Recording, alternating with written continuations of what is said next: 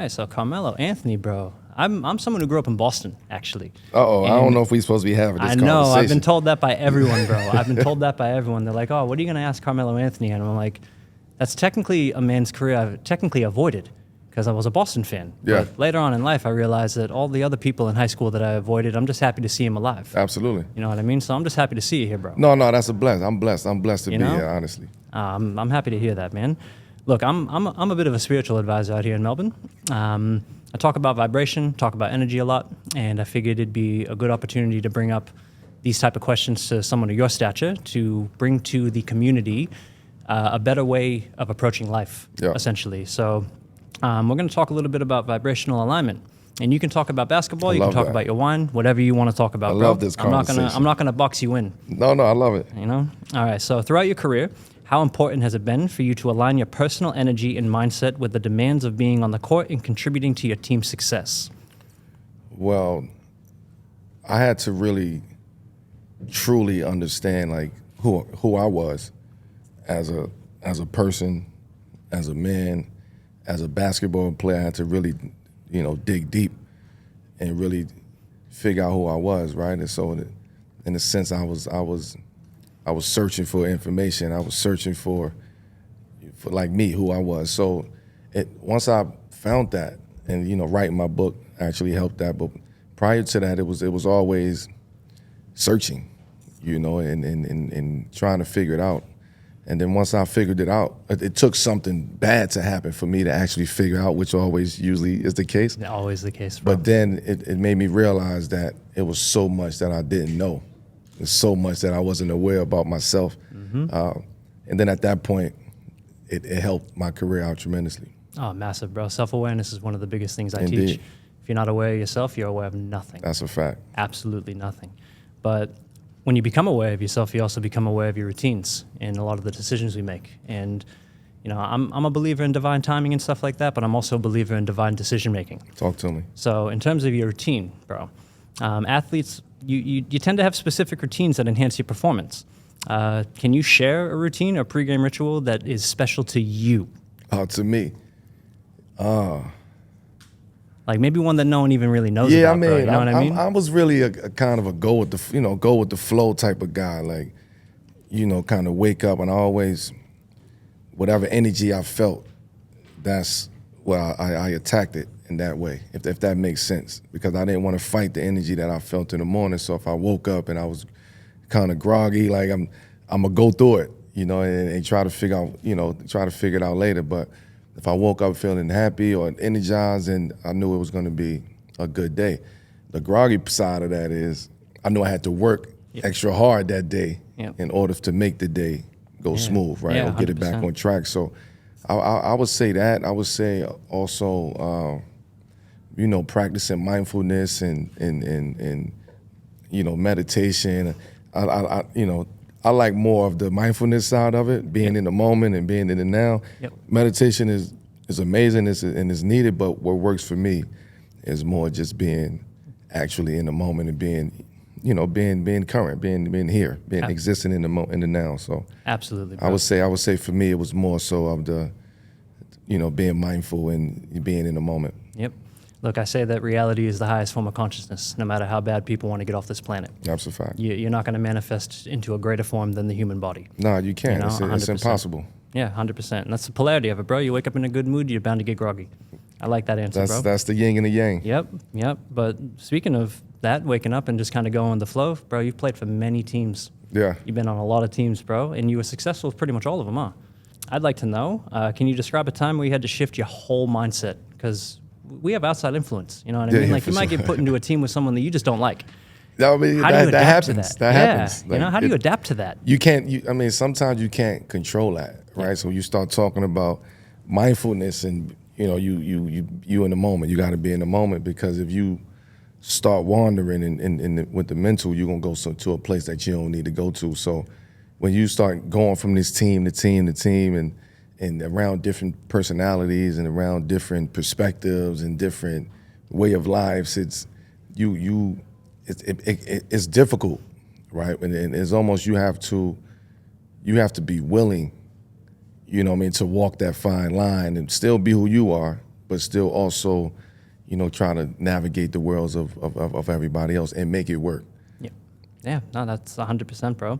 And with routine, that's usually when manifestations actually come to fruition, when you're actually consistent in the commitment that you've made to whatever goal you're trying to achieve. So on top of that, have you ever experienced any moments where your mindset or your direct emotional state has influenced your performance or success? Like, have you ever had a moment where you feel like you were channeling energy that wasn't Carmelo Anthony? Yeah. I think I told this story yesterday at the timber yard or Something like that. Something like that. Something like that. Something like that. They just gave me a pass. I was in there somehow. But and what I was saying was the day of the 62-point game against Charlotte, there was the Bobcats, I think, at the time. And that morning I woke up and I just felt like everything was aligned. Like every single thing was aligned from how I woke up. I woke up peaceful. I woke up just almost floating a little bit. But I also know that prior to that, what I was dealing with and what we was dealing with as a team and an organization and as players. So going into that game, we had a team therapist or a team psychiatrist, and me and him we was very close. So he used to send me kind of motivational videos because he also understood what we was going through as a unit. And he sent me this video, this mashup of Muhammad Ali with I'm gonna show you how great I am. And I just remember that day it was just playing and playing. I just kept playing and playing. And my teammates was like, yo, why the hell you keep playing that video? And it was just something that only I knew and felt at that moment. And then the 62-point game happened. So something that I took from that was the fact that you can be trying to block something out or shut the door or cut the noise off to something else, spark greatness, spark success. Yeah, man. Which was 62 points. Yeah, that's massive too. It was like, you talking about divine timing, right? For me, that was divine timing because something needed to happen. Right? The ship was going, it was sinking. Mm-hmm. So something needed to happen. Yeah, and man. I think that 62-point game, because I was super aligned and super at peace and in the moment at that point in time, that shift happened. It's crazy how a baseline level of peace can prepare you for the biggest war you've ever had. Oh, absolutely. You know what I mean? But you know, another thing is like, you have to be confident in failing. I tell people that all the time. Like, you have to be confident in what you know and also what you don't know. Yeah, you have to be confident in failing. And if you're confident in failing, you know you're gonna get back up. So exactly. That's that's something that I've tried to kind of just keep in the back of my mind. 100%, man. I'm loving your energy. Absolutely loving it, bro. These answers are absolutely incredible. But we also talked about teammates. Mm-hmm. And sometimes you get put into a group of people and I've been in these situations where you just look over and it's like, I don't really like that guy, but I got to work with him, and working together is going to get us to where we want to go. So in terms of that dynamic, how have your teammates and coaching staff influenced your mindset and your energy levels? I know you mentioned the therapist, and I feel like he might be above. Yeah, but at that time, I was starting to just get into that, be open enough to allow somebody else in, right? So that was what we all was dealing with as athletes at that point in time. We just, trust is not something that we deal with well, right? As an athlete. 100%. So that's what we was dealing with the therapist or whatever. And teammates, like when you talk about teammates, the way that you have to be vulnerable enough to want to learn who you are. Like, I gotta know what you like to do, what you don't like to do, and how you hang out and how you in the house with your family. Like, I need to know all of these things in order for me to build that trust as a teammate, to know that I'm about to go to war with you and battle. So it's not just about on the court. It's everything is off the court. They'll tell you have to create some camaraderie with your teammates. You have to bond. You have to do team bonding events and things like that. Yep. So it all works, but at the end of the day, when you get to the nitty gritty of it, like how you in the house with your family, like Yeah. how are you when you don't got practice and you don't have nothing, and what you like in the city, what you like how you hang out. Yeah. Right. That says a lot too. Right. that that opens up a lot of windows and doors to somebody. Like, okay, I see how he is when he's comfortable, and how he's able to respond and react in different situations. So it's a constant learning, process with dealing with teammates, and because again, we don't know each other. Like, Exactly right. I come from this background, you come from that background. You may not understand anything that I dealt with growing up. Yeah, man. I'm going to try to understand what where you at. It's like we have to figure out where we all meet at. Yeah, 100%. And I was going to say, like, the basketball player Carmelo Anthony was not who you were growing up. Like, you became that eventually. Yeah. It was who you were before you became that defines your character for pretty much the rest of your life. Yeah. I mean, it's a quote. Jay-Z said it. You could try to change, but that's just the top layer. Yeah. Yep. You are who you are before you got here. Like, that's a real, true statement. Like, you could try to change. You're going to change, but at the end of the day, you are who you are before you got here. So chapter after be chapter. that person. Like, I'd rather pour into that person as opposed to pouring into the person that's here. Yep, I love that answer, man. I love that. But another thing we face, and it's inevitable, is setbacks. Sometimes we see it coming, sometimes we don't see it coming. But in terms of the personal setbacks that you faced, and remember, it doesn't have to be basketball. It can be in anything, because I face setbacks in my business all the time. But it's about how we deal with it.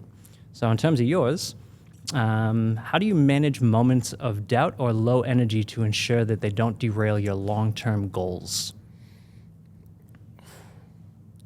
Pivotal conversations, huh? Yeah. I think for one, like, you have to be secure in who you are as a man to deal with a lot of bullshit, right? Especially in sports. Like, for me personally, like, I had to deal with a lot of doubts. I had to deal with a lot of what ifs, a lot of can he and will he, and or he's not. Like, I had to deal with all of those type of questions. So for me, it was more about just almost creating this mentality, like, when in doubt, you know what I mean? Stay mellow, like, don't fuck everybody else. It's like, find your zone and find your comfort level to where you can operate at. Yeah. Right. But don't understand we preparing for war in a time of peace, right? So you can't not just be oblivious to everything that's going on. So that's what I did, man. That's where the stay mellow, moniker come from, and hoodie season, and that it was it's a mindset. It's not just about putting your hoodie on. Like, this is a real mindset. And when I throw this hoodie on, this means I'm about business. I'm locked in. I'm tunnel vision. Yeah, no, 100%. Something more than ink at the end of the day. Yeah, something more. It's a lot more than just ink on a shirt. Oh, for sure. It's like ink in our blood almost. Yeah, you have to really truly understand it. Yeah. In order to live it. 100%, man. 100%. Bro, you've had a lot of influence over your course of being alive. What kind of legacy do you want to leave behind in the world of basketball and also the world of wine? I'm very curious. I want to know where you want to take the wine game, because I'm a bit of a wine man myself. Yeah. Well, basketball is as far as basketball, it's never ending, right? Yeah. This is who I am. Like, this is what got me here to talking to you, right? So I can't shut the door on basketball, which is why I go even harder now to, bring awareness to the game and grow the game globally and try to make it work from a global standpoint. So that's that. My legacy is still being worked on when it comes to the basketball aspect of it. What my legacy would be, I mean, they're gonna say Melo did it his way. Like, it's that's not a it's not a bad thing. I just did it my way. I understood my assignment. Right. I made the assignment and I understood the assignment. Yep. And I followed through with the assignment. Like, that's what my legacy would be. Yeah, and that's probably the exact reason why a lot of people labeled you as a villain. Yeah, because a lot of people that stick to their own shit get labeled a villain. Yeah, until you're not. You're a villain until you're not. Yeah, right? until everyone somebody sees the vision. you're not. Absolutely. Exactly right. All right, bro. Well, hey, man, it was absolutely incredible to like actually sit down and properly meet you. Watching you on my television and also even watching you in the garden, it's not the same as sitting here and actually getting to know the person that all of my friends, you used to get on my friends' nerves so much, but it was because you were so good at what you did. I appreciate that. And I can't say anything else. No, I aside from appreciate bro. that. It's been an absolute pleasure to meet you, and I hope you're enjoying your time out here, man. Great conversation. Yeah, Thank you. 100%, bro. Thank you. Absolutely love you.